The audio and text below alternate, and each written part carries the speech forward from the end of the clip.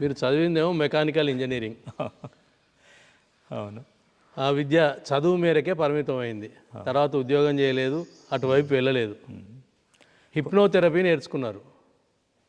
Mechanical engineer నుంచి హిప్నోథెరపీకి వెళ్ళారు.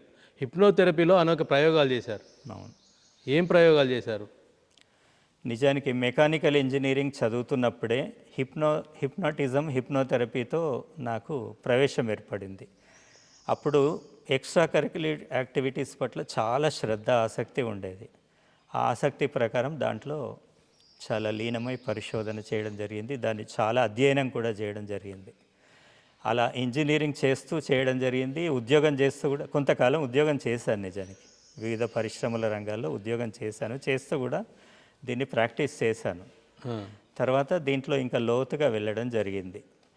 అప్పుడు ఈ మనోవైజ్ఞానిక శాస్త్రం, ఇది హిప్నోథెరపీ రెండు కలగలిసి అధ్యయనం చేయడం జరిగింది. అప్పుడు చక్కటి థెరప్యూటిక్ టెక్నిక్స్ బయటకు వచ్చినాయి హిప్నోథెరపీలో. ఎందుకంటే హిప్నోథెరపీకి, సైకో అనాలిసిస్కి, సైకాలజీకి, అబ్నార్మల్ సైకాలజీ స్టడీ చేయడానికి చాలా సంబంధాలు ఉన్నాయన్నమాట. సో అందులోని మెలకువలను జోడించి మేళవించి హిప్నోథెరపీ సాధన కొనసాగించడం జరిగింది. అంటే హిప్నాటిజంకు హిప్నోథెరపీకి చాలా తేడా ఉంటుంది. హిప్నాటిజం ఒక టెక్నిక్ అండ్ ఒక ఆర్ట్, ప్రదర్శనకు సంబంధించిందే అంతే. ఒక ప్రదర్శనతో పాటు ఒక రకంగా ఒక హాబీగా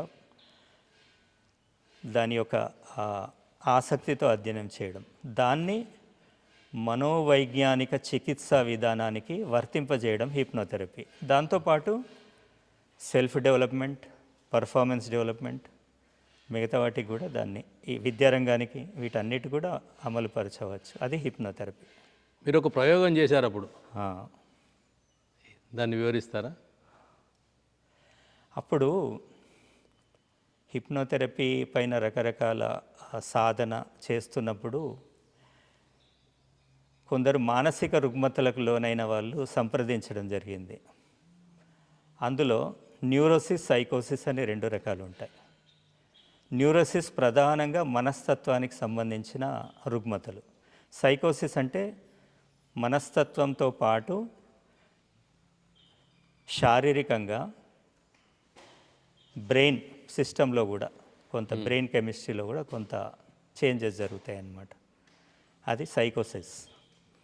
అయితే న్యూరోసిస్కి హిప్నోథెరపీ అద్భుతంగా పనిచేస్తుంది, సైకో అనాలిసిస్ కానీ హిప్నోథెరపీ కానీ.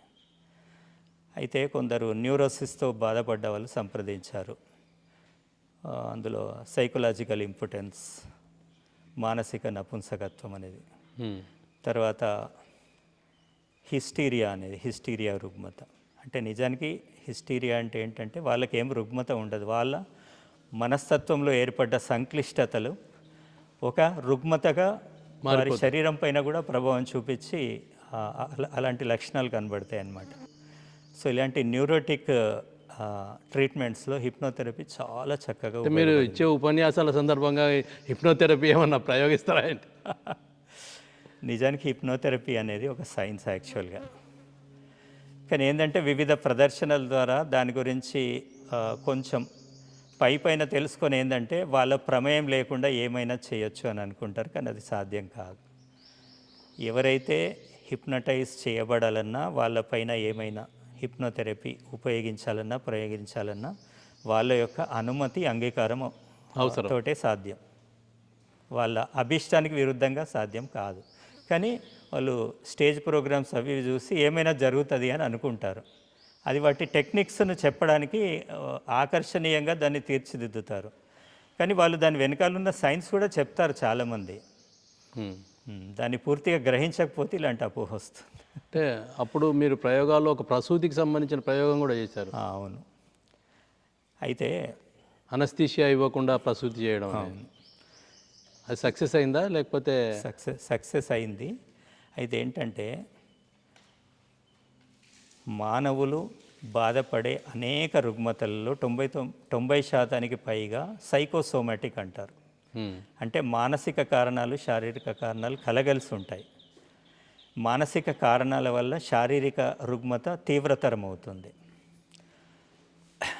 అలాంటి వాటికి ఆ సైకలాజికల్ ఎలిమెంట్ను తీసేయడానికి హిప్నోథెరపీ ఉపయోగపడుతుంది. ఇక ప్రసూతి ఈ వేదన, ప్రసవ వేదన ఏదైతే ఉందో అవును. అది చాలా వరకు నిజానికి ప్రసవం అనేది ఒక అద్భుతమైన మాతృత్వపు వరం, స్త్రీ జాతికి ప్రకృతి ప్రసాదించిన వరం. కానీ ఏంటంటే వివిధ అంశాలు, వివిధ విషయాలు, వివిధ సందర్భాలు చూసి దాని పట్ల అపోహలకు, భయాందోళనలకు లోనవుతారు. లోను కావడం వల్ల ప్రసవ వేదన తీవ్రతరం అవుతుంది. కాబట్టి ప్రసవాన్ని ఒక ఆనందకరమైన అనుభూతిగా, ఒక సరికొత్త జన్మకు ఒక నాందిగా అనుభూతి చెందే మాతృత్వాన్ని నిజంగా అనుభవించడం స్త్రీ జాతికి ప్రకృతి ప్రసాదించిన వరం. దాన్ని అనుభూతి చెందాలంటే ఇలాంటివన్నీ తీసేయాలి అపోహలు. దాంతోపాటు వాళ్ళు ప్రశాంతంగా నిర్మలత్వంతో ప్రసూతికి సిద్ధం అయ్యే విధంగా వాళ్ళని సమాయత్తం చేయాలి. చేసినప్పుడు శారీరక ప్రక్రియకు మనం అవరోధం కలిగించకుండా ఆ ప్రసవ వేదనను మనం సద్దుమణిగేలా చేయొచ్చు చాలా వరకు. ఈ ప్రయోగంలో మీరు సక్సెస్ అయ్యారు. అవును.